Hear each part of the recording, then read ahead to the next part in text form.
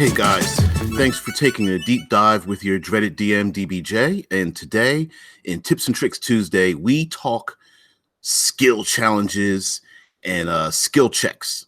Um, in a post by one of the four that we love and support over at Absolute Tabletop, there was a question posed about um, how do you use and what are your favorite skill checks and skill challenges. And so let's take a deep dive into how to use them. Why would you use them? Um, are they useless? Can you use them in combat, social encounters, and all those kind of things?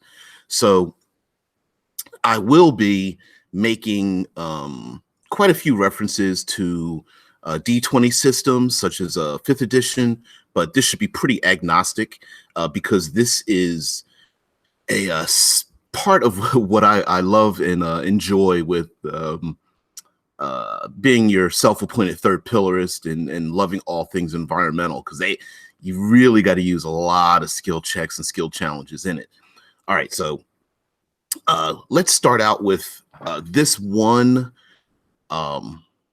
rule that I feel is missing when it comes to the use of skills. And that is a word that I've been using quite recently called parity. And what I mean by that is skill use should be in parity with combat skills. When skills are used, their results, their failures, their successes should be in line with the same type of successes and results you get from using combat skills.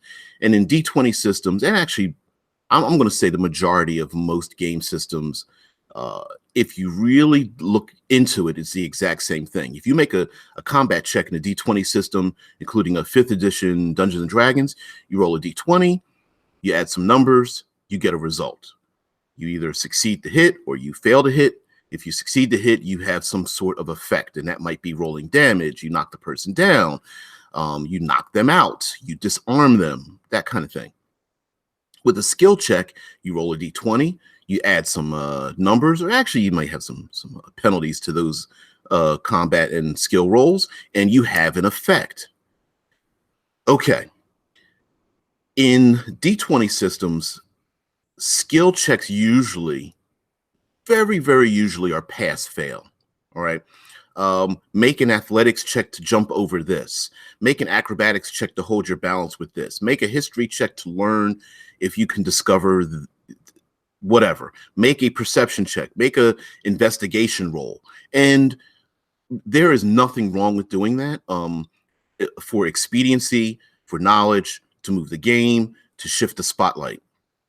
Skill checks and skill challenges allow you to shift the spotlight to those individuals that have those unique skills. Now, I'm going to segue just slightly here with the fact that there's a problem when it comes to people who want to jump on the bandwagon, right? Game Master says, or Dungeon Master says, hey, rogue, make a perception check. And the fighter and the wizard and the cleric say, I want to make my perception check too. Well, there really is a rule for this to keep people from jumping on the bandwagon, and preventing that jump on the bandwagon is the simple fact that there's something called a help action. When a player wants to do something, the other players can help. And in 5th edition, it's very simple. One player, usually the one with the highest rated skill, gets to roll. If someone, and there is no limit to how many other people help them, they get advantage on that roll. That's it. So really, the jumping on the bandwagon situation can be solved simply by saying, okay, hey, Elven Archer with the plus 12 perception check, you roll, your other members in your party are around, you get advantage on that roll. Now, of course, it may seem a little bit anticlimactic because the other players are like, hey, I want to roll some dice, I want to sling some bones, and you're not letting me do that. But for expediency, that's probably your best bet. Also, with skill checks and skill challenges, I've heard some people say, well, there's a bunch of useless skills. And I hate to use bad language, but phooey on you. There's no such thing as useless skills. The problem is that how the game is set up, whether it's that one adventure or the entire campaign, the game master is not setting up situations for those skills to be utilized. And so my propensity to push environmental skill challenges is that by having people roll athletics and acrobatics and history and investigation and persuasions and medicine skill and arcana and performance skills and all, set up enough situations where the player characters get a chance to utilize those skills, and then you're done. So for example, let's say medicine skill. Okay, you've got, the cleric can heal, the druid can heal, the paladin can heal, the bard can heal in your party. And you're like, well, all they're just using is their spells. They're not using their medicine skill.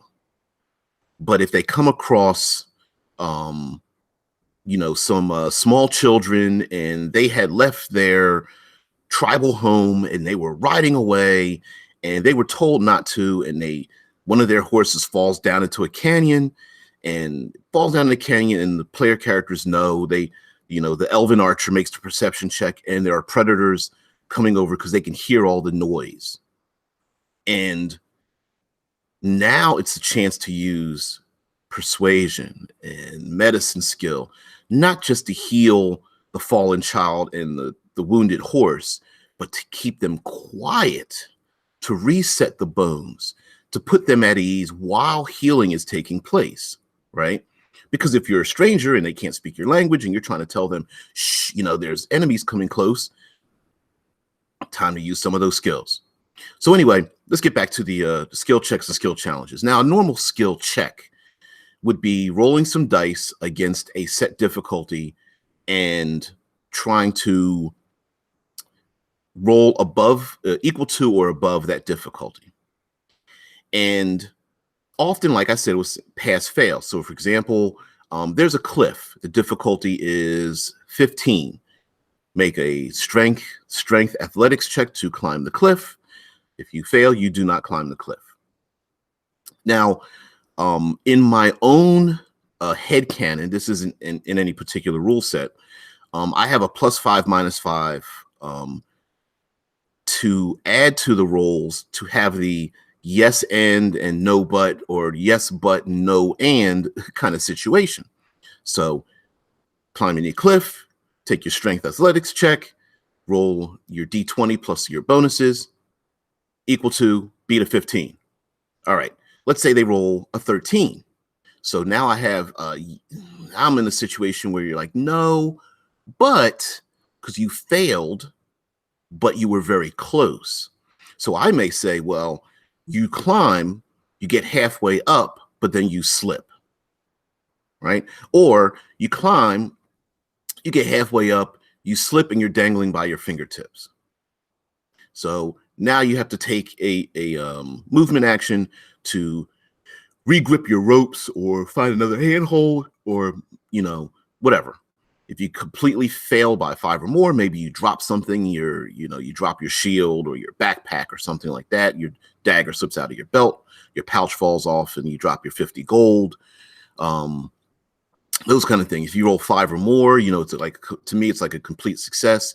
You had no problems.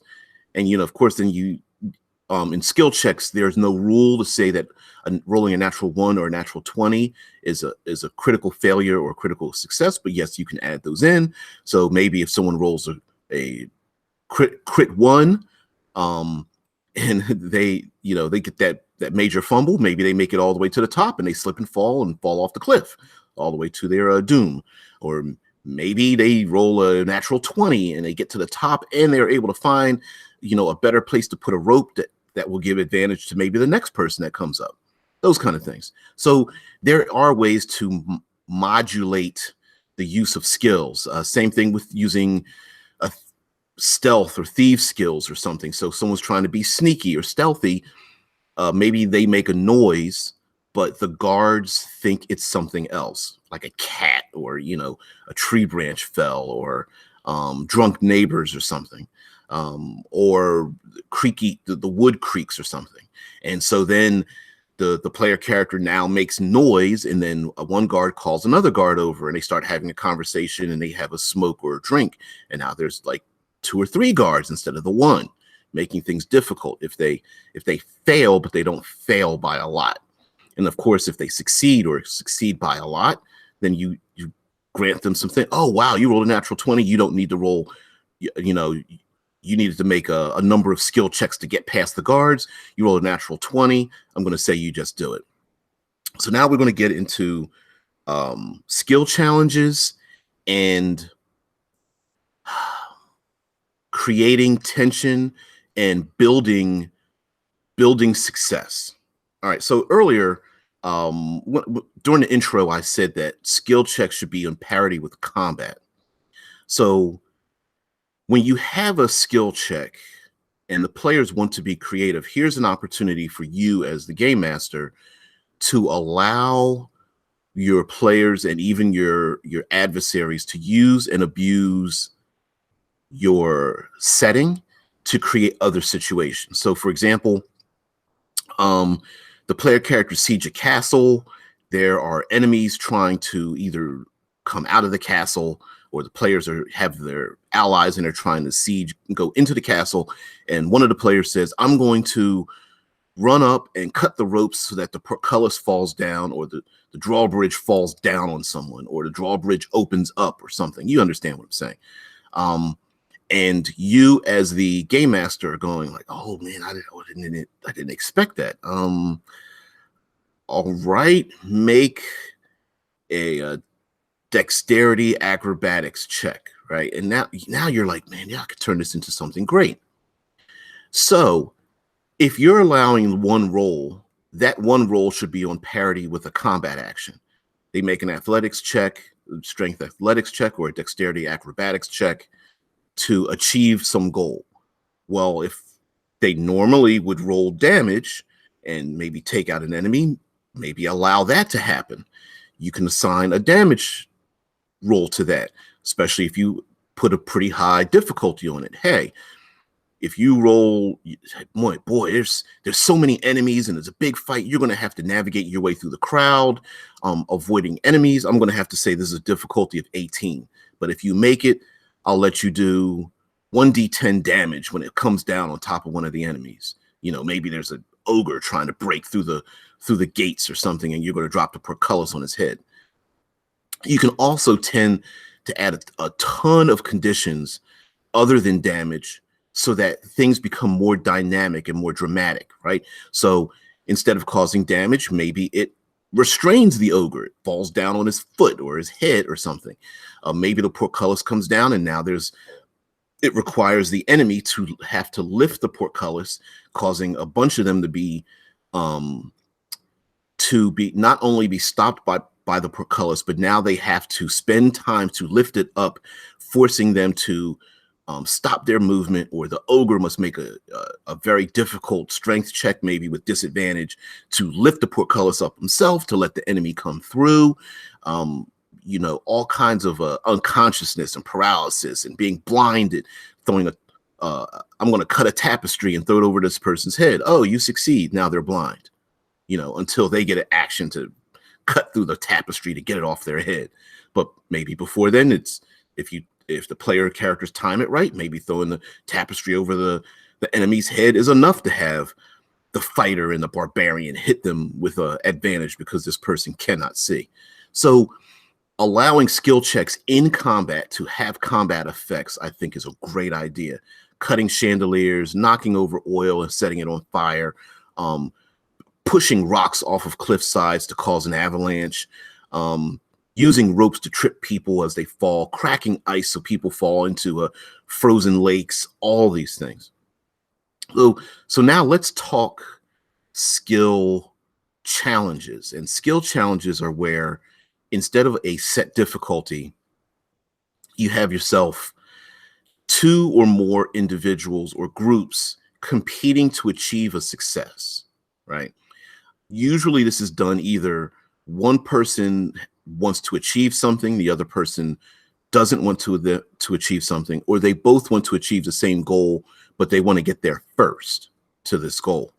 So an example would be a skill challenge could be, I want to convince the guard that I belong here. The guard's like, I know there's something going on. I want to discover who isn't supposed to be here. So both sides, player character rolls their charisma, maybe persuasion or deception, and the opposing side rolls their maybe wisdom, investigation, or their charisma, intimidation, to get these other people to back off, right? And you can play with this, but remember, here we go with that word parity.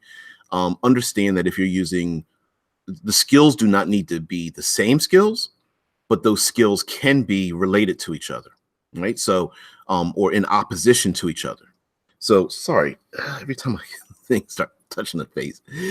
Anyway, all right. So, for example, the one player character wants to convince the guard.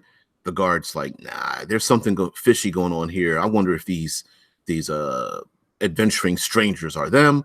You make a roll, high roll wins, right? Both sides roll d20, high roll wins. And in essence, what's going on is both sides are creating their own DC that they have to overcome, and it's done at the same time. So if the guard rolls a total of 13, and the PCs roll a total of 17, that means the PCs rolled a 17 that beats the 13 that was just rolled, right? It's a DC, but it's a random DC that is set up exactly at that time. So the guard misses the 17 by rolling a 13, happening at the same time. Now, as I said earlier, you can modulate the rolls so they don't necessarily have to be pass-fail. It could be, the guard rolled 4 less.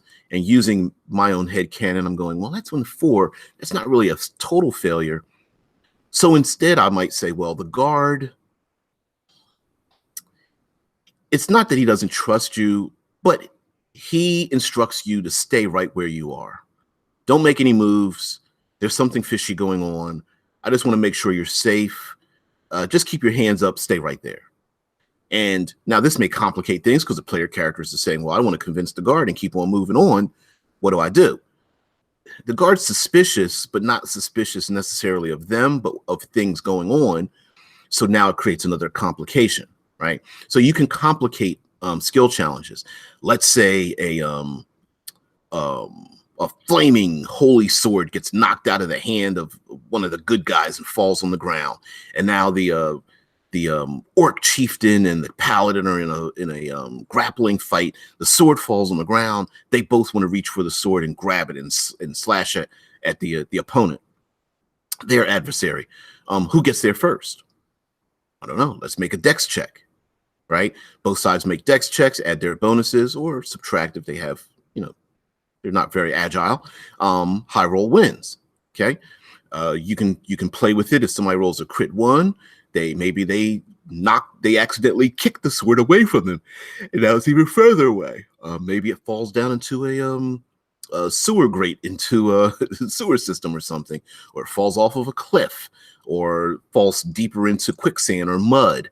Maybe a critical success is it pops up into their hand, and now you say, you know what, you rolled so well. Now you get you can use your bonus action to strike at them, or you did it so well that they fall prone trying to reach for it. You grab it, roll to your feet, and now you can strike them as they're prone.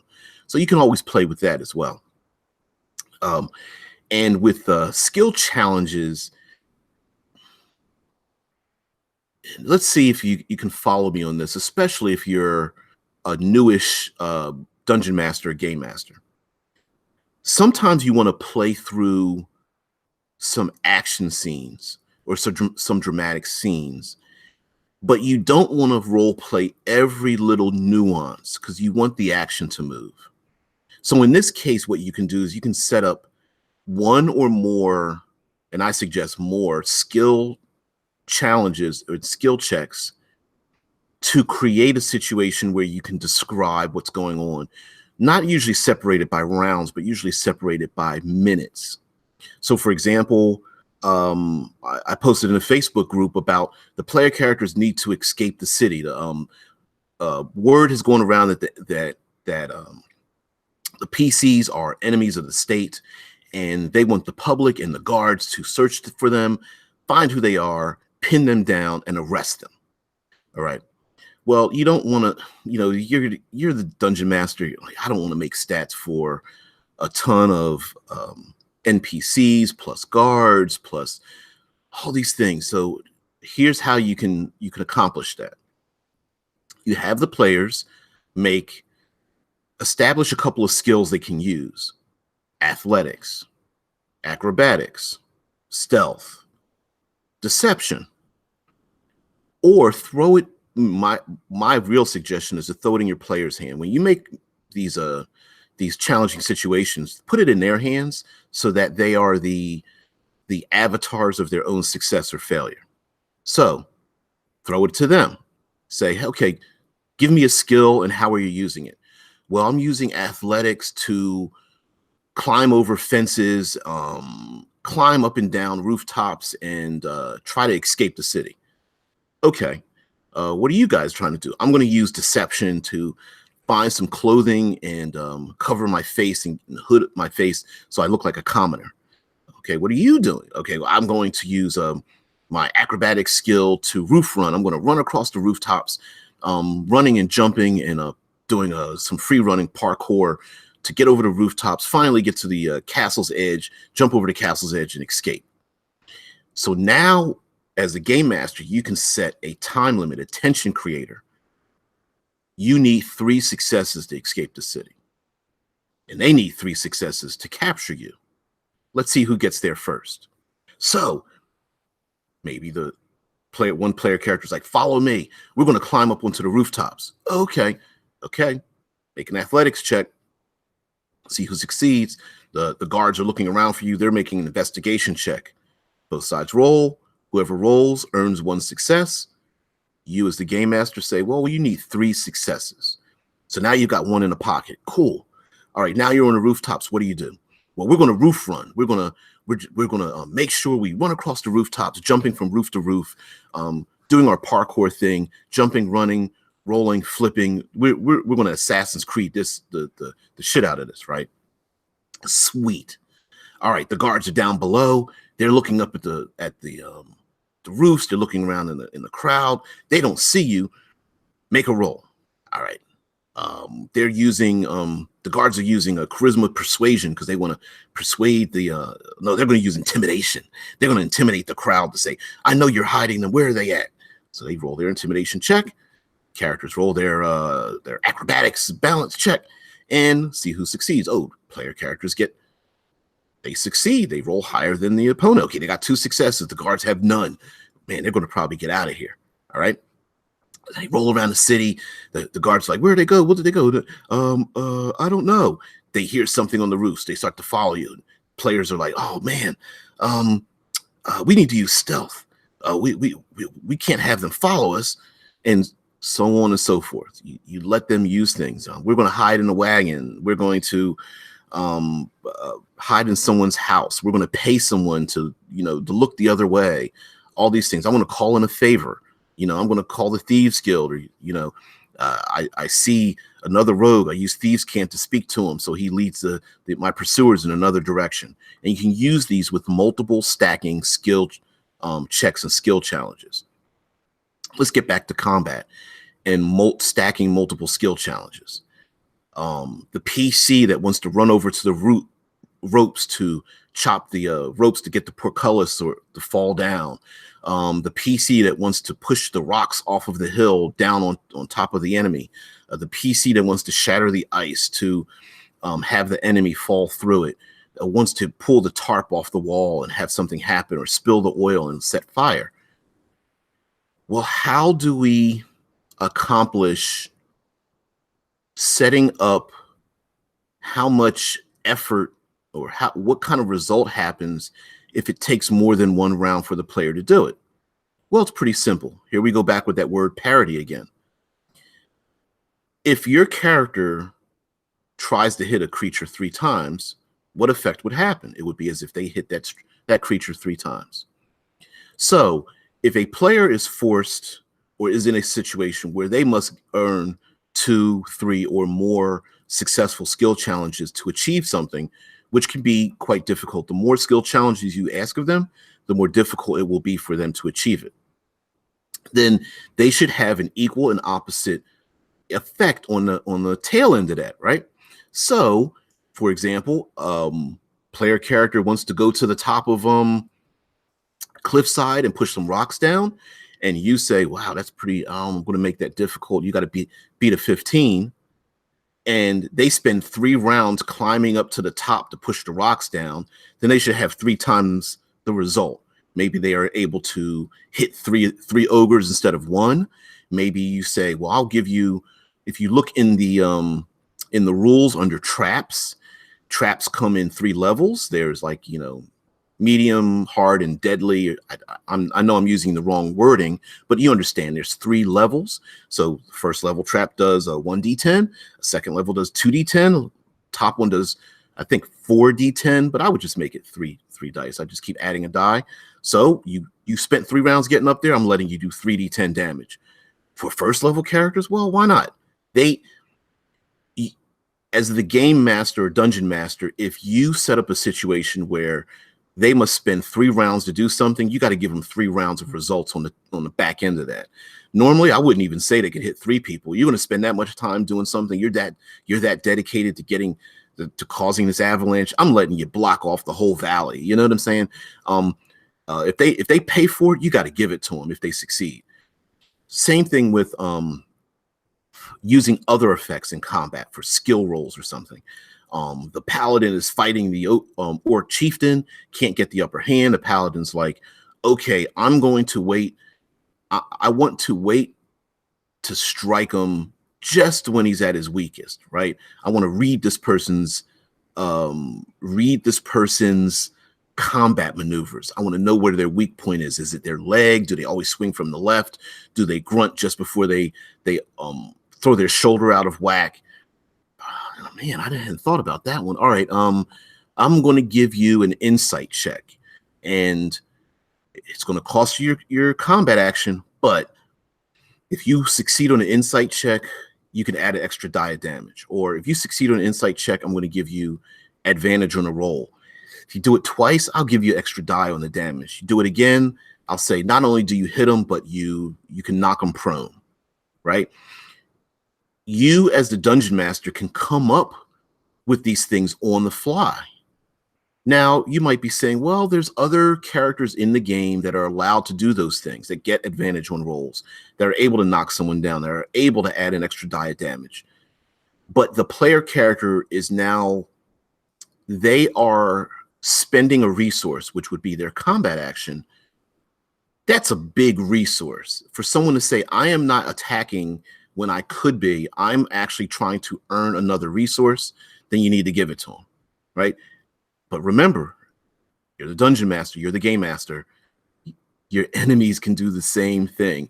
And if your players don't like doing those things, have your enemies start to do it. The players are like, wait a minute, you're allowed to do that? Yes, in my game, you're allowed to do that. You can hold your action back and wait till the proper moment to strike. You're allowed to rip tapestries off the wall and throw them over someone's head. You're allowed to spill oil over and set it on fire. You're allowed to smack the butt of a horse and have it run out of control down the hill with a wagon in tow. You're allowed to throw someone through a plate glass window or use a rope to make them trip and fall. You're allowed to do all these things in the game. You need to make skill checks. You may have to hold an action. You may have to, instead of making your attack action, use a skill check in lieu of it to earn some other benefit, like a sniper waiting on a hill. I'm going to wait to get for the right moment. The elven archer goes up on the top of the hill with the angry mob going after everyone, and I want to shoot the orc chieftain. I want to spend 3 actions to hold it. The game master's like, fine. You hold your first action, I'll give you advantage. You hold it on your second action, I'll give you an extra die of damage. On your third action, I'll say you hit him. You can hit him square in the eye and blind him. It's 3 actions. You want to hold it? Yeah, that's cool. I think this is going to be dope. All right. I mean, it's 3 opportunities for your attack. I'm gonna let you do it. Person maybe makes an insight check or a skill roll or some investigation roll. You set the DC, or maybe a DC against the enemy who doesn't want to be pinned down like that. 3 successes. Damn, I'm giving you those 3 extra chances to do extra harm. All right, so let me circle back to multiple successes, multiple failures, and how you can use this and make this a dramatic and tension creating situation. All right, so I gave you the scenario of escaping the city. Maybe there's a scenario of swimming to shore or climbing a cliff as floodwaters pour in, or making it to safety before a tornado or a blizzard or a hurricane hits, making it to safety before the avalanche kills everyone, making it to safety before a sandstorm. And instead of saying, okay, you're going to roll against the enemy and the first person to get 3 successes wins, you can say, it's Game Master, all right, I'm giving you 4 rounds, 3 rounds, 5 rounds. You need to get at least 3 successes to make it. If you don't get 3 successes in 4 rounds, you're stuck out in the open. You're going to get trapped you're going to get hit by the sandstorm and you won't find shelter. Right? There's a flash flood or a tsunami coming and you see the waves coming in. Well, we need to make it to high ground. All right. You've got 3 rounds. You need to make 3 successes. Better not miss anything. But if you roll 5 or more, or if you roll a natural 20, I'll give you 2 successes for the single roll, right? You rolled so good, I'm going to give you 2 successes. If you roll really badly, I'm going to take a success away as you slip and fall or get your foot trapped or something like that, trying to escape to safety. All right, let's start making rolls, those kind of things. So maybe the damage from the avalanche you set at like, you can tell your players, you can even metagame this and say, you know what? You're going to take 4d6 damage if you fail. For every success, I'm going to take a d6 away so that the person who makes it to safety doesn't take any damage. Those who are left outside may take some bludgeoning damage. All right, here's the avalanche. Let's get ready to roll. I made 3 successes. All right, that means you take 1d6 damage. What about the other person? All right, I got 4 successes. All right, you don't take any damage. I didn't get any successes, man. Oh, hey, can I spend one of my successes to help to grab my my ally by the scruff of the neck and pull him to safety? You know what? I'll let you do that. You earned like 5 successes in this thing. You can spend one for your ally. As a game master, dungeon master, you can roll and roll with these situations to make them more dynamic, more engaging. All right, so I went through a number of these these scenarios, and I really flipped and turned and twisted a bunch of them, from running through city streets and rooftops and escaping avalanches and you know, swimming the shore and convincing guards and all these kind of things. And this allows you as the dungeon master to shift the spotlight around. For more modern games, whether you're like the hacker, you're the mechanic, you know, you're the gadgeteer, you're the alchemist, you are the tinkerer. This is an opportunity for the game master to allow those individuals to use those skills, whether inside or outside of combat, to do something. So the player characters got their automatic weapons out, they're shooting people. You're the hacker. You say, I'm going to hack the stoplights so that traffic runs into the cars that are following us. So that I want to turn all the street lights from red to green behind us so that they get into a bunch of car accidents. All right, make a roll. You know, maybe you need 3 successes. The city's not, you know, they're used to people hacking it. You're going to need to make 3 successes. But if you do, you really tie up traffic. RP Gamer says you actually know players who actually help each other. He's being funny, he's being sarcastic, I think, because player characters are notorious for can be notorious for not helping each other, and if you as the game master set up situations where they can get a great benefit from people helping each other, then you can create teamwork and establish teamwork in a role-playing setting. The first example I would use as the game master is have the enemy begin using these techniques against the player characters, and then the player characters get the point. So for example, the goblins rip the tapestry off the wall, and the couple of goblins work together to throw the tapestry over one of the player characters' heads, and the other ones come in for the blanket party with their bricks and knives and rusty knives and start stabbing at the player character. And you're like, well, what do the other people do? The other thing that, and I'm going to segue a little bit because I have a particular love for using the environment, and the environment is itself a puzzle, a trap, a layer, that third pillar that doesn't get used very often. And skill rolls can allow you to create a situation where the players may have to choose between helping each other or not helping each other to get out of a situation. RP Gamer says, would you let them know they can share saving throws? Hell yes. Metagaming is often given a bad rap because the players are given information, they are using information they normally would not know. But because we're playing a game, there's an easy way to rationalize doing things like sharing skill rolls, sharing saving throws, knowing how much damage they may take, knowing how much damage they've caused to the enemy. Because in a stressful combat situation with people who are used to life and death situations, it makes a lot of sense to say, hey, I'm the barbarian, I'm strong, I'm fast, I'm quick, but my wizard friend isn't. I want to help my friend get to safety.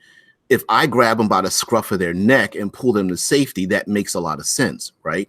Hey, I can run faster than them, jump farther. Why couldn't I share my expertise with them and give them advantage on their role? Or hey, game master, I'm the barbarian. I want to make an athletics check to toss my my halfling thief friend, away from danger. Can I do that? Well, yeah, let's make some rolls. Let's figure out how we're going to do this. You know what I mean? And of course you don't want, I think the fear in doing this is to go down a rabbit hole of once you allow something, then it becomes abused. And so one way to prevent abuse of something, for example, in the case of RP Gamers stating that, would you let people share saving throws? Maybe you tell the barbarian, yes, you can share your athletic skill or your dexterity check or your strength check with someone else, but you lose it. You can say, well, you know what? If you do it again, you're going to have to make a con save or you get exhaustion, or you're going to have to wait for a short rest. That's pretty reasonable. Also, many things are really situational based. So, in this situation, you're pulling your friend away from a flash flood. It works then, but you know what? You can't do it to escape like from a fireball. That just doesn't. You see the flash flood coming. The fireball is nearly instant. You're not going to be able to use your dex save to help this wizard out the way unless you push them out the way. Maybe you spend your action or your bonus action to give someone an advantage, and then you end up losing your dexterity mod to escape the fireball or something. I think that's perfectly reasonable. I think that's and to me, although we're using numbers and mechanics, I think it makes a lot of sense to do that. So skill checks in combat, intimidation, persuasion checks, insight checks, I think are perfectly applicable, and I believe should have, again, parity with combat actions. If someone wants to, they're hiding a blade behind their back, and the rogue normally doesn't have this particular skill, but they want to, I want to use my rapier to fight, and sneak my blade in. Well, do they have sneak attack? Yes. You can actually say, well, you have this gaming ability. But let's say the player's like, I'm going to fight, and then I'm going to kick the table over, so they trip over it. I'm going to knock over the armoire so that it's in my way, so that it blocks them from chasing me. That happens in the movies all the time, where the person's running and they knock someone over. They knock over the fruit cart from the pursuers or something like that. Make a skill check. You make the skill check. Cool. You create difficult terrain.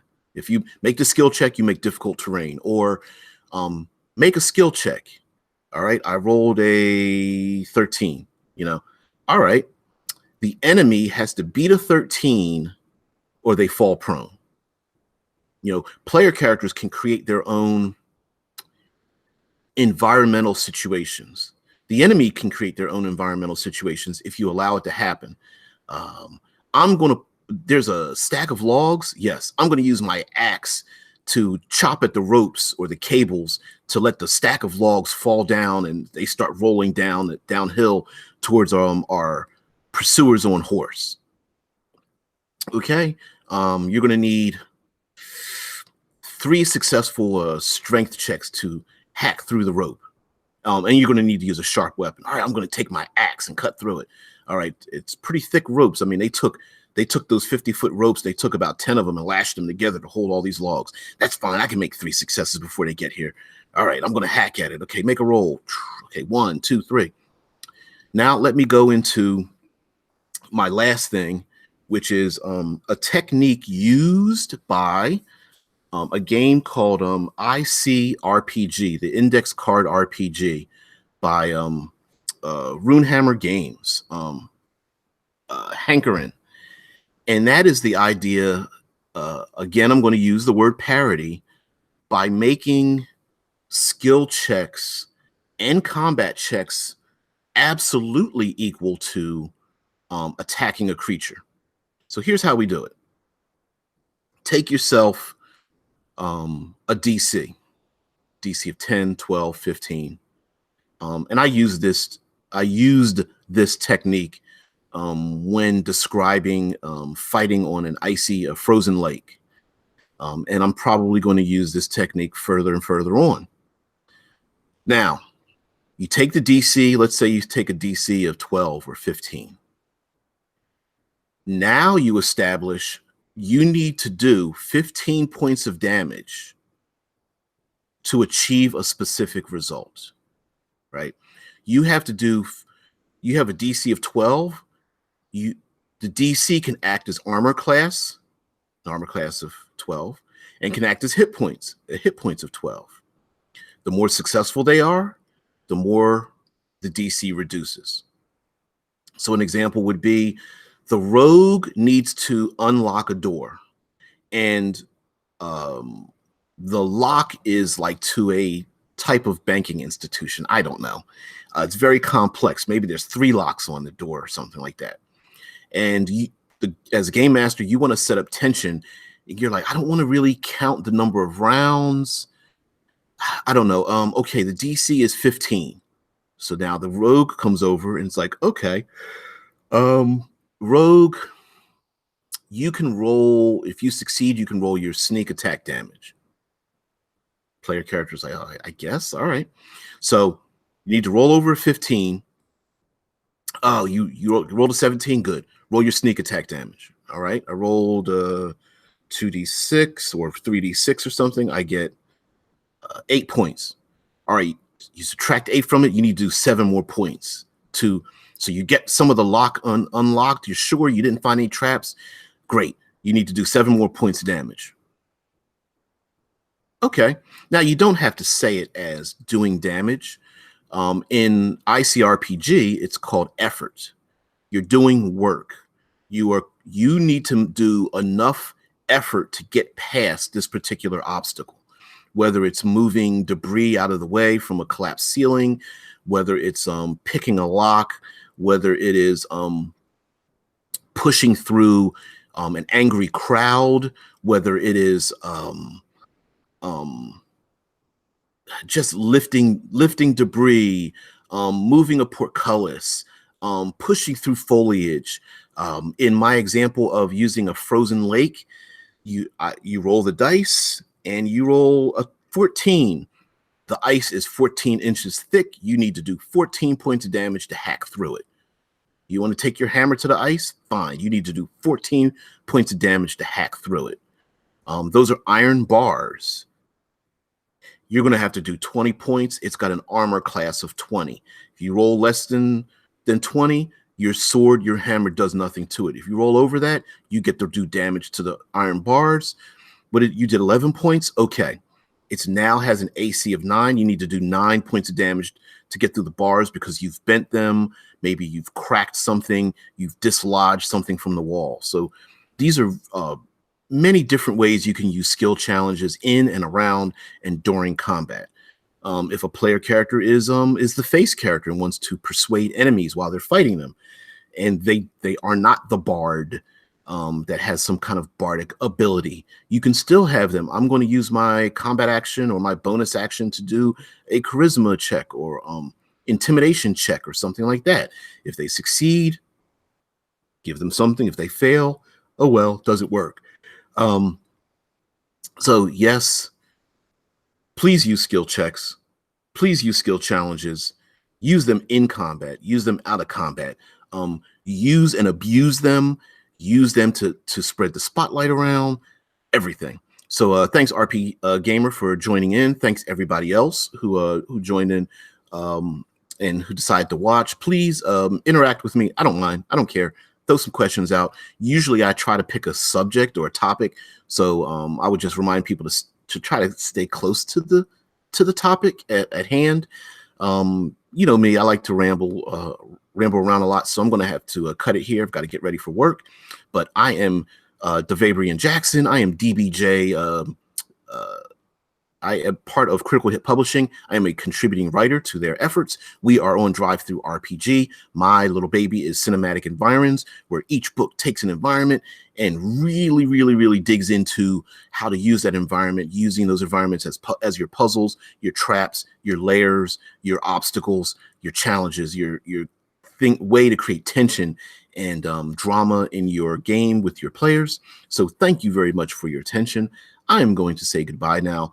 But thank you for joining me. Tomorrow is Writers Room Wednesday, where I talk about upcoming things in Critical Hit and role-playing games in general, and what I am doing. And of course, it will always be value added, so it won't just be me patting myself on the back. And it won't be a circle jerk, guys. It will be real usable information, although it will be specifically what's coming down the pipe with Critical Hit Publishing and myself. So thank you very much for your attention. Everyone have a good day.